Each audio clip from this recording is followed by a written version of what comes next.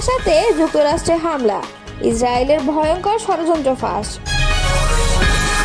হযরত ইউসুফ আলাইহিস সালামের কবরে ইহুদিরা, আটকে রাখলো ফিলিস্তিনিরা। নতুন বাংলাদেশ দিবস ঘোষণায় হাদির হুঁশিয়ারি। ঘোষিত সময়ের মধ্যে স্থানীয় নির্বাচন করা অসম্ভব মন্তব্য করেছেন সালাউদ্দিন। তখন শুনছিলেন সংবাদ শিরোনাম, এবারে বিস্তারিত। যুক্তরাষ্ট্রে বোমা হামলা চালানো এবং এর জন্য ইরানকে ফাঁসানোর একটি পরিকল্পনা করেছিল ইসরায়েল। আর এই ষড়যন্ত্রের উদ্দেশ্য ছিল যুক্তরাষ্ট্র ও ইরানের মধ্যে একটি পূর্ণাঙ্গ যুদ্ধ শুরু করা। এমনই এক ভয়ঙ্কর দাবি করেছে ইরানি সংবাদ মাধ্যম তেহরান টাইমস। তাদের হাতে এ সংক্রান্ত তথ্য এসেছে বলেও দাবি করেছে সংবাদ মাধ্যমটি।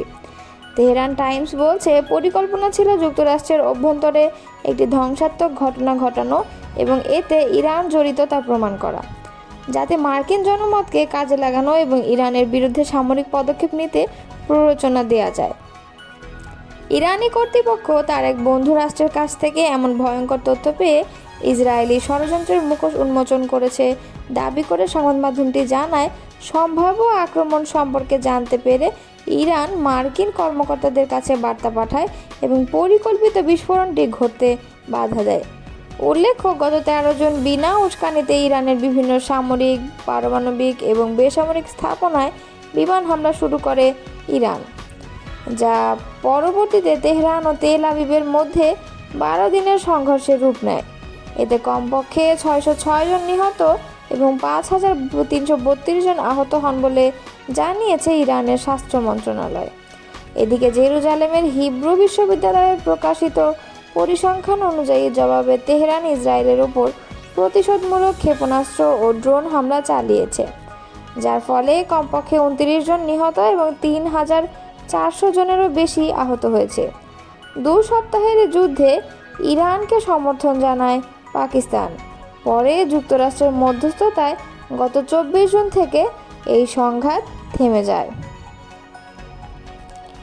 ইরানের উপর থেকে তেল নিষেধাজ্ঞা শিথিলের ইঙ্গিত দিয়েছেন মার্কিন প্রেসিডেন্ট ডোনাল্ড ট্রাম্প। বুধবার হেগে অনুষ্ঠিত ন্যাটো সম্মেলনে ট্রাম্প জানিয়েছেন, ইরানের উপর যুক্তরাষ্ট্রের সর্বোচ্চ চাপ নীতি এখনও বহাল রয়েছে। তবে তিনি ইঙ্গিত দিয়েছেন, যুদ্ধবিধ্বস্ত ইরানের পুনর্গঠনের জন্য তেল নিষেধাজ্ঞার প্রয়োগে কিছুটা শিথিলতা আনা হতে পারে। রয়টার্স। ট্রাম্প বলেছেন, দেশটাকে আবার স্বাভাবিক অবস্থায় ফিরিয়ে আনতে তাদের অর্থের প্রয়োজন হবে এবং আমরা চাই সেটা হোক। তবে হোয়াইট হাউস নিউজ জানিয়েছে, এর অর্থ এই নয় যে ওয়াশিংটন আনুষ্ঠানিকভাবে নিষেধাজ্ঞা প্রত্যাহার করেছে, বরং পরিস্থিতি অনুযায়ী প্রয়োগের মাত্রা কিছুটা বদলানো হতে পারে। এর আগের দিন ট্রাম্প বলেছেন, ইসরায়েল ও ইরানের যুদ্ধবিরতির পর চীন চাইলে ইরানের কাছ থেকে তেল কিনতে পারে। ফিলিস্তিনের পশ্চিম তীরের নাবলুসে হযরত ইউসুফ আলাইহিস সালামের কবরে গিয়েছিল ইহুদিরা। তবে ইসরায়েলি সেনাদের না বলে যাওয়ায় সেখানে তাদের আটকে রেখেছে ফিলিস্তিনিরা। এ নিয়ে দ্বন্দ্ব শুরু হলে তাদের সেখান থেকে উদ্ধার করে নিয়ে আসতে হয়।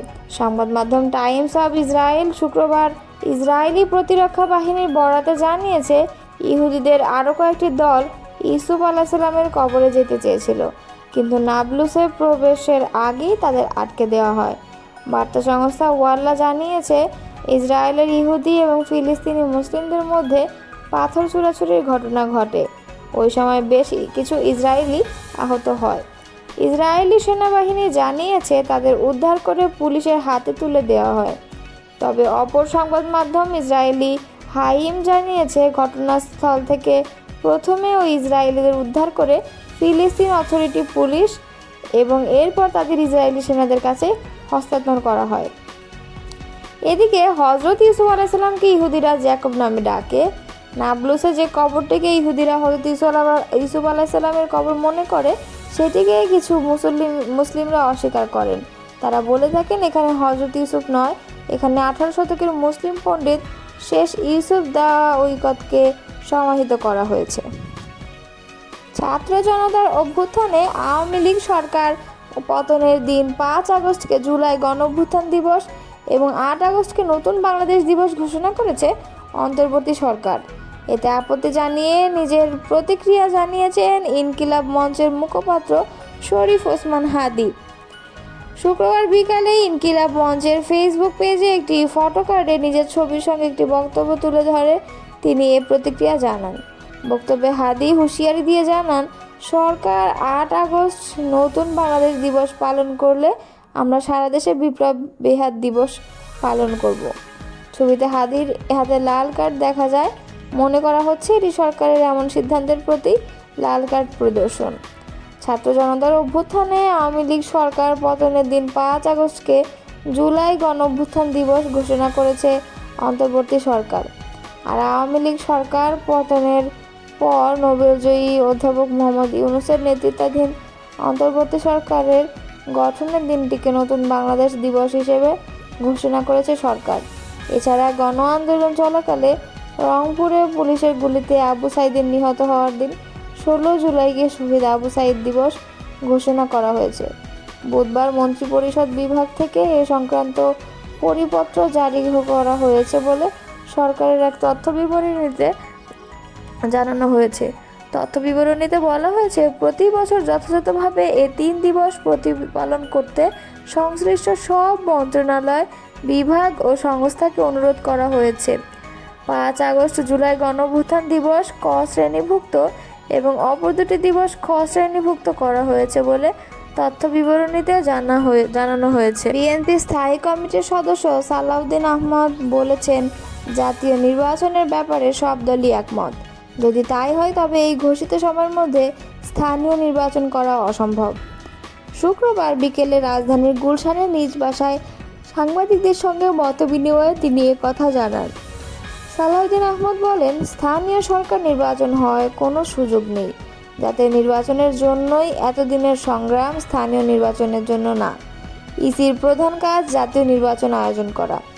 প্রধান উপদেষ্টা ও প্রধান নির্বাচন কমিশনারের বৈঠক নিয়েও মন্তব্য করেন সালাউদ্দিন আহমদ। বিএনপির জ্যেষ্ঠ নেতা বলেন, বিএনপির ধারণা প্রধান উপদেষ্টা ও সিইসির ফেব্রুয়ারিতে নির্বাচন বিষয়ে আলোচনা করছেন। বিএনপি মনে করছে নির্বাচন সংক্রান্ত প্রস্তুতি সেপ্টেম্বরের মধ্যে নেওয়া সম্ভব। বৈঠকে প্রধান উপদেষ্টা হয়তো তার মেসেজ সিইসিকে জানিয়েছেন, ফেব্রুয়ারিতে নির্বাচন ধরে প্রস্তুতি নিতে। এটি আমাদের ধারণা। উভয় পক্ষ থেকে বার্তা এসে পৌঁছালে সেটি স্পষ্ট হবে। পরিবারের সদস্যদের সঙ্গে অত্যন্ত আবেগঘন এ সাক্ষাৎ শেষে জামিরে জামাত দেওয়ান মতলবীর গ্রামের বাড়ি সদর উপজেলায় গিয়াসনগর ইউনিয়নের মোহাম্মদপুর গ্রামে ছুটে যান। মরহুমের কবর জিয়ারত করে উপস্থিত শত শত মানুষকে নিয়ে দীর্ঘদিনের সাথীর সংগ্রাম, জীবনের স্মৃতিচারণ করে কান্নাজড়িত কণ্ঠে মোনাজাত পরিচালনা করেন। পরে মরহুমের আপনজনের সঙ্গে দেখা করে সমবেদনা জানান। পরে মৌলভীবাজারের কুলাউড়া উপজেলার শেরপুর গ্রামে হত্যাকাণ্ডের শিকার স্কুল ছাত্রী নাফিসা জান্নাত আঞ্জুমের কবর জিয়ারত করেন এবং মোনাজাত পরিচালনা করেন। এ সময় ডাক্তার শফিকুর রহমান বলেন, আমার নিজ উপজেলায় মেয়েটি হত্যার মর্মান্তিক সংবাদ ঢাকা থেকে শুনতে পেরেছি। এই খবর শুনে আমি অত্যন্ত মর্মাহত। আজ এই দুটি কারণে আমি মেয়েটির বাড়িতে উপস্থিত হয়েছি।